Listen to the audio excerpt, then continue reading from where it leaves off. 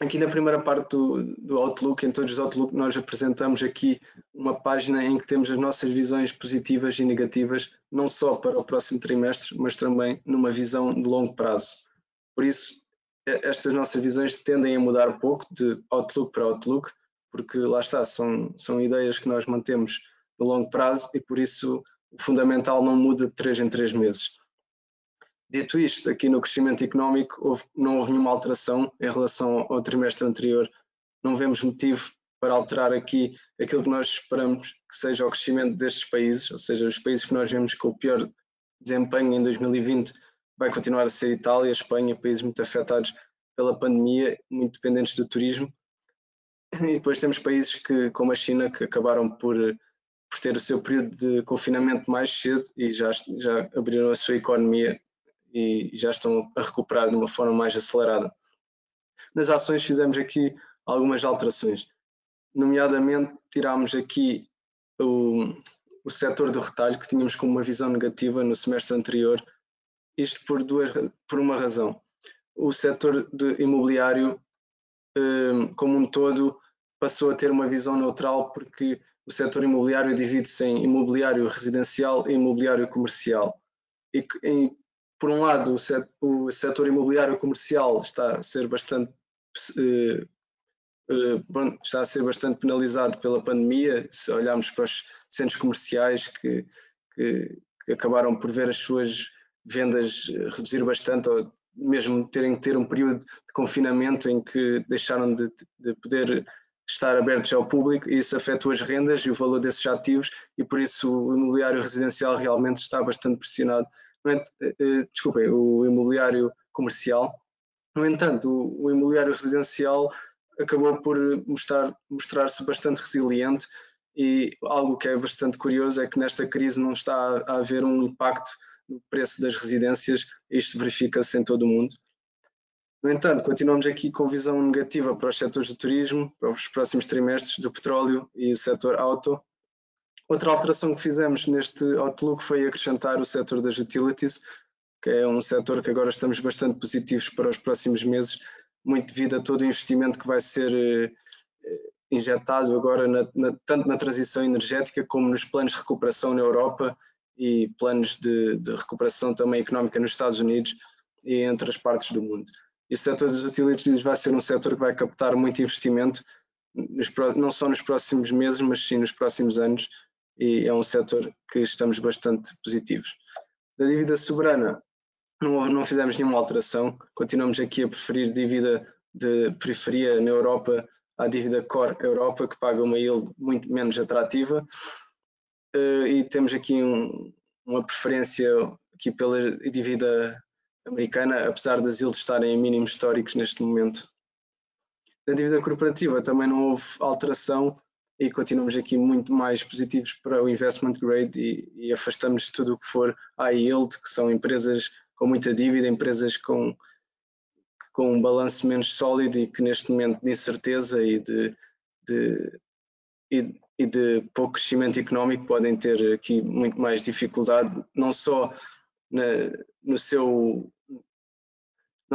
as empresas podem ter mais dificuldade no seu negócio, que são empresas que talvez não estejam tão sólidas, e também podem ter mais dificuldade depois no mercado de capital para se endividarem caso seja necessário. Nas moedas, mantemos sempre uma visão mais positiva no euro, por ser a nossa moeda como investidor europeu, e apesar do euro ter tido uma valorização muito acentuada neste último trimestre em relação a outras moedas, como é o caso do dólar, não vemos agora aqui grande upside nos próximos meses, porque já normalizou aqui perto de um 17, um 18. Nas matérias-primas fizemos uma alteração e tirámos o petróleo, que tínhamos uma visão neutral para positivo no trimestre anterior, e realmente o que se verificou foi uma valorização do petróleo durante este trimestre, e agora não vemos um potencial upside nos próximos meses, porque realmente a procura ainda não está muito elevada e os inventários continuam a aumentar. Passando então aqui para os temas, eu vou abordar os temas principais. O Outlook está dividido na primeira fase, analisamos aqui potenciais vacinas, tratamentos e testes rápidos para Covid, que podem aqui ter um impacto positivo na atividade económica. Depois fazemos um breve sumário macroeconómico e passamos aqui também por o tópico das eleições americanas, em que falamos naquilo que Trump fez durante o seu mandato e o que Biden irá fazer caso seja o vencedor das eleições. Falamos também do grande acontecimento na Europa a nível do trimestre anterior, que foi o Plano de Recuperação Europeu, e depois destacamos a transição energética, é um capítulo que acabamos por guardar algum destaque neste Outlook, porque é algo que vai dar que falar nos próximos tempos. Começando então aqui na primeira parte, falando aqui daquilo que poderão ser, não digo substitutos perfeitos à vacina, mas podem vir a complementar, ou mesmo agora no curto prazo a substituir o facto da vacina ser ainda uma realidade distante, no sentido em que até haver uma produção em massa e distribuição ainda teremos que esperar talvez uns quantos meses. Por isso, a existência de outras soluções, como é o caso de tratamentos que podem prevenir sobrecargas nos sistemas de saúde, ou testes rápidos que vão possibilitar certas indústrias voltarem a operar, se as pessoas puderem ser testadas em 10, 15 minutos nos aeroportos, etc., poderemos então ter aqui estas indústrias que foram bastante penalizadas a voltar a poder ter as suas operações como tinham, não a níveis pré-Covid, mas perto. E isso é algo que agora já algo que vai nos próximos meses ser uma realidade e pensamos que seja algo que pode realmente ter aqui um potencial de ajudar na recuperação económica. Depois, olhando aqui para os Estados Unidos, já entrando no sumário macroeconómico, aquilo que tentámos olhar aqui neste Outlook foi aquilo que aconteceu nos Estados Unidos em termos de poder de compra e depois comparando com o que aconteceu na zona euro. E o que verificamos é que nos Estados Unidos, como os governos não apoiaram as empresas diretamente para prevenir a perda dos despedimentos, mas sim apoiaram as pessoas já numa fase de desemprego para prevenir a perda de poder de compra. Então o que se verificou foi um grande aumento na taxa de desemprego, em que abril chegou aqui a 14,7% e desde então tem estado aqui em recuperação, mas cada vez mais lenta, e isso pode ser aqui um sinal um pouco desanimador para a recuperação americana. No entanto, apesar deste grande aumento na taxa de desemprego, não se verificou logo uma grande perda no poder de compra. Isto porque o governo realmente aplicou aqui um plano de ajuda à população desempregada bastante generoso, em que entre 27 de março até 27 de julho o governo americano disponibilizava $600 semanais para as pessoas no desemprego, isto para além dos benefícios que as pessoas já recebem dependendo de cada estado. E o que se verifica aqui neste gráfico em baixo, aqui este gráfico mostra, quanto mais à direita mostra a percentagem a mais que uma pessoa recebe ao estar no desemprego contra o salário que recebia no seu emprego anterior. Ou seja, o que mostra é que aqui as pessoas na restauração, em média, que fossem para o desemprego, passaram a receber 182% a mais do que recebiam no seu salário anterior. Ou seja, isto mostra que realmente, apesar de ter havido um grande aumento na taxa de desemprego, não se refletiu logo uma perda de poder de compra e, consequentemente, uma perda no consumo. E realmente foi o que se verificou, em que quando olhamos aqui para este gráfico na esquerda, mostra o crescimento das vendas a retalho, a barra laranja com o crescimento mensal e a barra cinzenta com o crescimento anual, em que mostra que no período de confinamento realmente houve uma grande queda nas vendas a retalho e depois houve uma recuperação aqui bastante acentuada, em que dava a entender que a economia realmente iria recuperar em V, aqui em maio com esta recuperação mensal de 24%, mas desde então tem começado a arrefecer a recuperação. Isto, a partir de julho, pensa-se então que realmente com o fim dos apoios do governo ao desemprego e agora com os republicanos e os democratas sem se entenderem no novo pacote de estímulo fiscal, então aqui realmente esperamos que o poder de compra comece aqui a cair e isso a afetar então o crescimento das vendas a retalho, que é um indicador super importante para ver a evolução da economia americana, porque representa mais de metade da economia. quando olhamos para as vendas a retalho por segmentos, percebemos que houve aqui uns certos padrões que se verificam, nomeadamente olhando aqui para o setor das comidas e bebidas. Este gráfico mostra o crescimento anual das vendas a retalho em cada mês, desde de janeiro a agosto. E o que se verifica é que setores como comidas e bebidas são setores muito resilientes em crises, realmente tiveram um comportamento bastante positivo, crescendo aqui em todos os meses e tendo aqui um crescimento em março bastante elevado. Isto foi o efeito das pessoas correrem para os supermercados em tempo de quarentena e terem realmente abastecido as suas casas. Depois também verifica-se aqui nas vendas online que realmente penetraram o mercado e ganharam uma dominância que não tinham antes, e isto pode ser um efeito não só de curto prazo, mas para o longo prazo. E depois tivemos os setores como o vestuário e a restauração, em que nos meses de confinamento tiveram as vendas a cair perto de 90%, e desde então já recuperaram um pouco, mas continuam muito abaixo daquilo que eram os seus valores de 2019. Olhando para a zona euro, o cenário é um pouco diferente. Isto porque os governos não apoiaram diretamente o desemprego, mas sim apoiaram as empresas a que essas não tivessem que despedir os seus colaboradores, através dos programas de layoff, que acabaram por ter muito impacto no poder de compra na Europa. Se olharmos aqui para o gráfico da esquerda, mostra esta barra cinzento, mostra o número de trabalhadores em milhões, lê-se aqui do lado esquerdo, o número de trabalhadores em layoff, e este pontinho laranja representa o total desses trabalhadores em layoff em relação ao total dos trabalhadores no país. E o que se verifica é que em junho, este gráfico são dados de junho, em França 12 milhões de trabalhadores estavam abrangidos pelo regime de layoff, e que era cerca de 47% do total de trabalhadores. Isto realmente teve um grande impacto no poder de compra da população, porque se olharmos aqui para o gráfico da direita, mostra que a barra laranja mostra o que seria a perda no poder, no rendimento do trabalho no período de confinamento deste lado, e aqui no período já de menor impacto, quando já se levantaram as restrições económicas. E o que mostra é que se não houvesse apoio do governo, a perda no rendimento do trabalho seria de menos 20%, e com o benefício dos governos no sistema de layoff, esta barra verde, fez com que a perda do rendimento do trabalho acabasse por ser menos 7%. Ou seja, isto teve um grande impacto, até porque o rendimento do trabalho representa 2/3 do rendimento das pessoas, em média,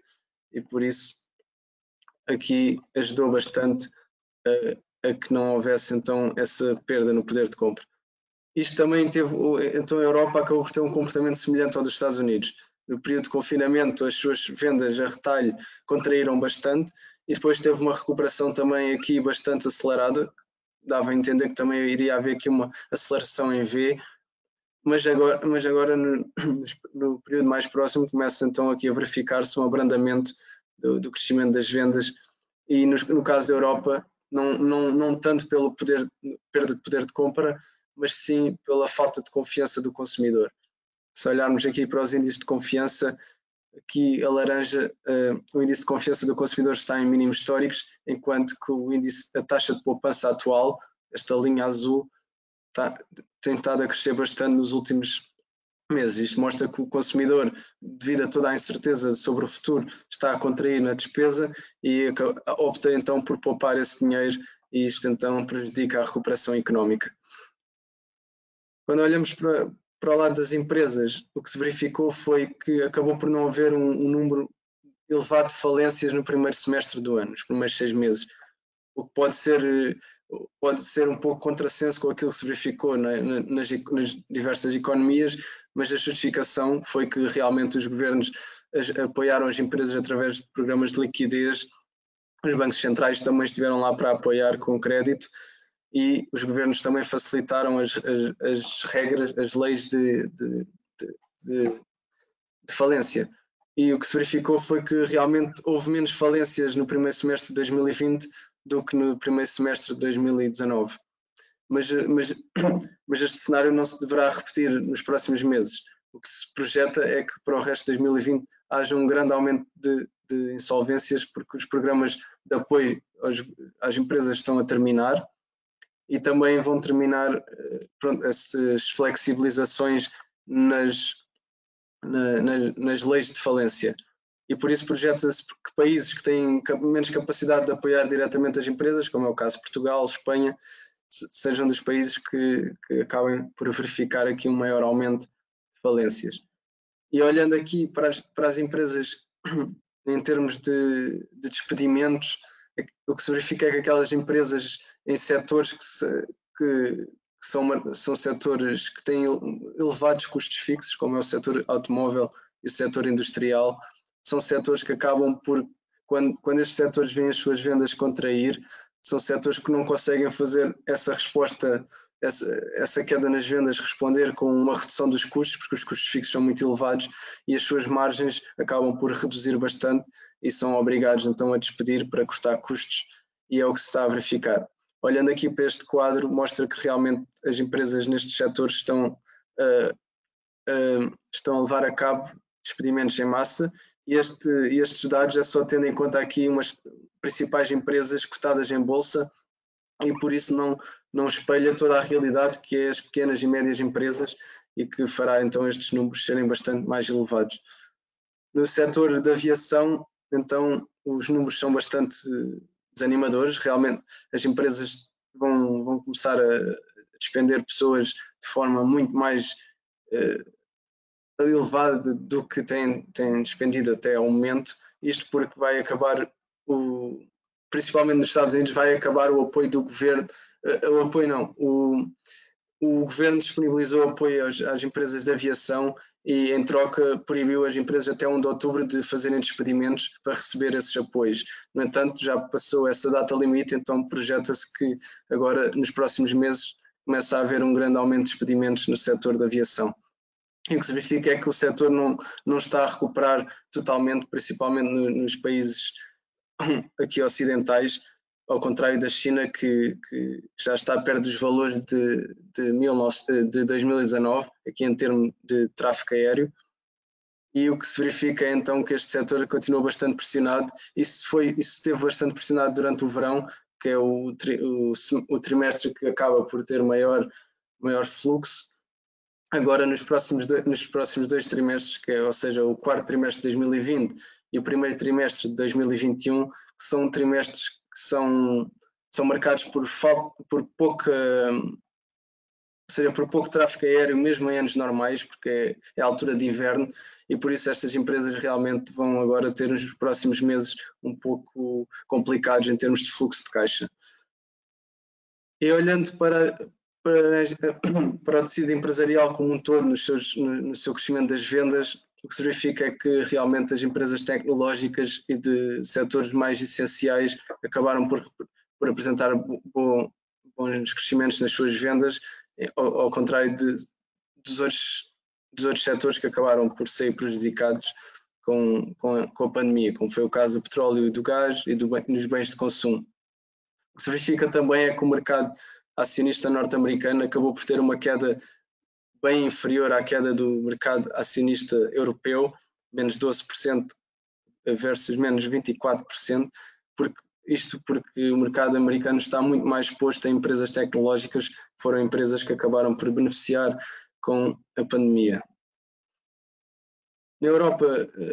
também há vários confrontos que devemos ter em atenção agora para os próximos meses. Isto são conflitos geopolíticos que podem criar aqui alguma instabilidade económica,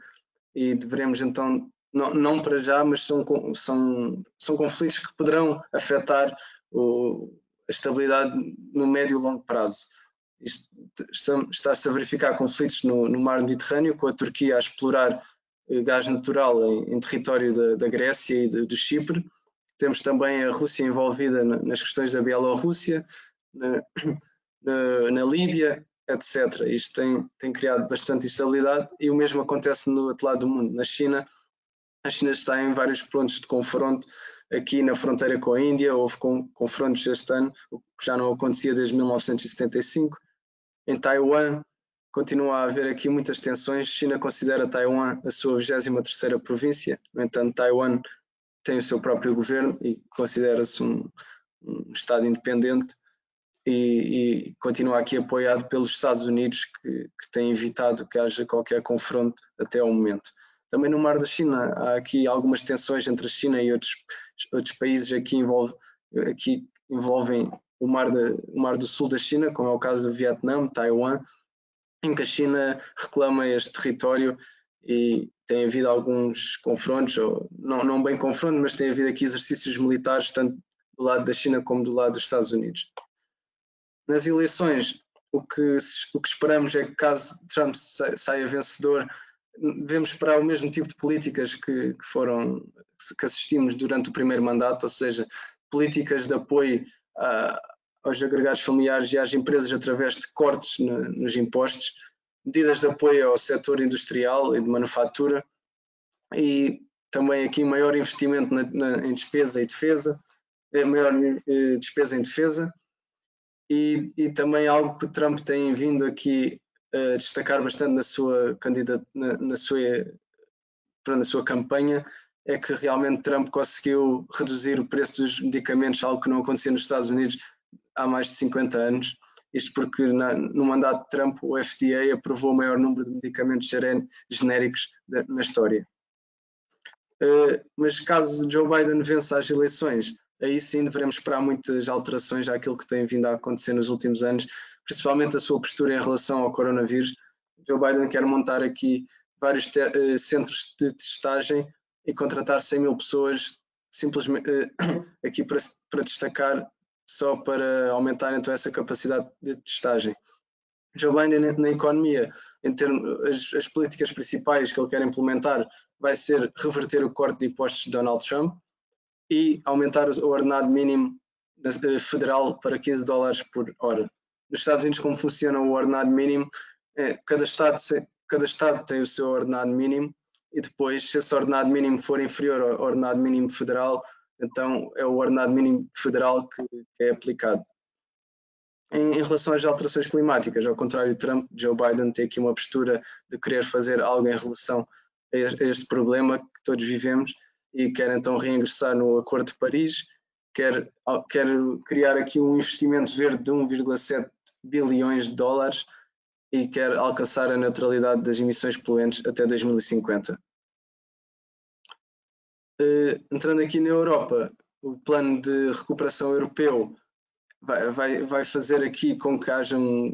grande aumento de investimento nos próximos tempos. Este plano não só enquadra aqui o orçamento plurianual que já estamos habituados, já conhecemos, mas sim aqui a grande novidade que é o Next Generation EU, que foi então aquele pacote de 750 mil milhões que os países chegaram a acordo e este pacote irá estar dividido entre aquilo que serão empréstimos e as subvenções, em que 390 mil milhões vão ser subvenções e 360 mil milhões vão ser distribuídos através de empréstimos. Para atribuir este dinheiro aos Estados-membros, a União Europeia irá então emitir dívida no mercado de capital e para garantir que consegue pagar essa dívida no futuro, a Comissão Europeia vai aqui arranjar novos recursos próprios, nomeadamente a partir de 1 de janeiro de 2021 vai já implementar um imposto sobre o plástico e depois mais no futuro, aqui mais tarde esperamos então que sejam implementados outras formas de rendimento, como é o caso do imposto sobre transações financeiras ou um imposto digital, como se fala muito. E então devemos esperar aqui a introdução de novos impostos no futuro. Olhando aqui para o Next Generation EU, a grande parte do programa é dividido aqui no mecanismo de recuperação e resiliência. Basicamente, estes 662 mil milhões vão ser fundos que vão ser entregues diretamente aos Estados-membros para eles aplicarem as suas reformas para a recuperação das suas economias. Depois temos aqui também o React EU, que é um plano que vai disponibilizar dinheiro para os setores mais afetados pela pandemia, como o setor do turismo, etc. Também destacamos aqui o Fundo de Transição Justa, vai ser um fundo, inicialmente eram 30 mil milhões, mas depois foi reduzido para 10 mil milhões e este fundo irá distribuir dinheiro para que seja então para para acatar com os custos da transição energética. Por exemplo, se uma central de produção de energia a carvão fechar, então essa central irá ser compensada através de dinheiro deste fundo, e as pessoas que trabalham nestes setores poluentes vão então poder arranjar trabalho também noutras áreas através de criação de planos com a utilização deste fundo. E continuando aqui no tema da União Europeia, e já entrando aqui também na transição energética, a União Europeia tem aqui um plano bastante ambicioso, o seu Green Deal, em que quer reduzir as emissões em 55% versus as emissões de 1990 até 2030 e quer alcançar a neutralidade até 2050. Para isto vai haver um grande fluxo de investimento, nomeadamente a União Europeia projeta aqui um investimento de 1 bilhão nos próximos anos, sendo que deste 1 bilhão, 500 mil milhões vão ser distribuídos através do Plano de Recuperação Europeu. Nos Estados Unidos o cenário é um pouco diferente. A própria Agência Americana de Energia não projeta nenhuma redução nas emissões de CO2 até 2050, isto porque a atual administração não se mostra disposta a fazer nenhum plano de transição energética para outros meios de energia menos poluentes,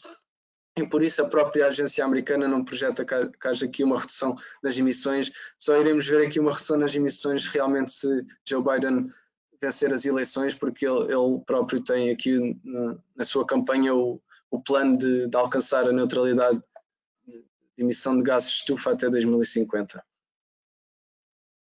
Na China, que é o país o maior poluente atualmente e que polui cerca de que representa 28% das emissões globais de CO2, também tem no seu objetivo aqui quando apresentou o seu plano a 5 anos, a China irá então querer reduzir a sua pegada aqui ambiental e quer alcançar a neutralidade de emissões até 2060.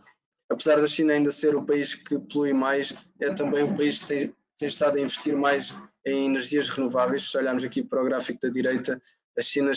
nos últimos anos tem investido mais que a própria União Europeia em energias renováveis. Isto realmente é aqui um sinal de que vai haver bastante investimento nos próximos anos. E quando olhamos para as empresas individualmente, as próprias empresas petrolíferas já começam aqui a apresentar planos de redução de CO2 e muitas, principalmente na Europa, acabam mesmo por referir que vão alcançar a neutralidade de emissões até 2050. Ou seja, estas empresas o que elas nos estão a dizer é que elas vão fazer uma transição quase, ou seja, vão mudar completamente o seu modelo de negócio, porque atualmente estas empresas, cerca de 80% da sua receita advém aqui de energias poluentes, e por isso tem que haver aqui uma grande alteração, um grande investimento para poderem fazer esta transição. E foi neste sentido também aqui que a equipa do Research acabou por fazer uma troca nas nossas carteiras, em que nós tínhamos aqui a Total, que é uma empresa uma petrolífera, e nós decidimos que, em vez de esperar que a empresa fizesse essa transição para energias limpas, decidimos ser nós o investidor a fazer essa transição mais rapidamente, e acabámos então por trocar a Total pela Iberdrola, que é uma empresa que está praticamente disposta só às energias renováveis e que nós vemos a empresa com muito bons olhos. E então, continuando aqui a falar das empresas petrolíferas, também se nota aqui uma diferença em relação às empresas europeias e às empresas americanas, pois as empresas americanas não projetam fazer esta transição como as empresas europeias. Talvez porque na Europa se projeta um grande aumento de investimento para as energias renováveis por parte dos próprios países, através do Green Deal, e por isso estas empresas querem captar esse investimento. Talvez seja por isso que elas estão mais viradas para a transição energética. E por fim, acabamos aqui o Outlook a falar de algo que tem estado agora a ganhar cada vez mais a atenção dos investidores, que é os critérios ESG. São critérios que avaliam as empresas através de um ranking que classifica as empresas através do seu impacto ambiental, se as empresas poluem, se têm consciência na utilização da água, etc. Também classifica na sua posição social, se as empresas se preocupam com a comunidade em que estão inseridas, se preocupam com os seus colaboradores e clientes, etc. E na parte de governança, em que se as empresas estão expostas, se por exemplo, se o Conselho de Administração é independente da gestão da empresa, etc. Isto é algo que os investidores cada vez estão a dar mais atenção quando olham para as empresas onde querem investir. No entanto, o problema desta classificação é que ainda não há um rating universal. Cada agência tem os seus diferentes critérios e isto acaba por levar a que algumas empresas tenham diferentes classificações dependendo da agência que as classifica. E por isso ainda tem que haver aqui alguma alteração na metodologia que é utilizada para classificar as empresas. E por fim fazemos aqui uma análise em termos de ESG de 3 empresas distintas, da Ryanair, da Apple e da McDonald's, em que a Ryanair está inserida no setor da aviação, a Apple no tecnológico e a McDonald's no setor de comida. E por isso aqui verifica-se então um comportamento diferente entre as 3 empresas, para quem tiver interesse em explorar. Dito isto, chegamos aqui ao fim do Outlook. Quero só relembrar que no site do BIG podem aceder à página do BIG Research e podem subscrever às nossas notas gratuitamente. Nós enviamos newsletter diariamente com notícias das principais empresas e resultados, quando é época de resultados, e com notícias macroeconómicas. Enviamos também estes Outlooks e enviamos de vez em quando algumas notas temáticas sobre certos acontecimentos que podem influenciar a decisão dos investidores. Dito isto, chegamos aqui ao fim então deste webinar. Espero que tenham gostado. Agradeço a vossa presença e muito obrigado.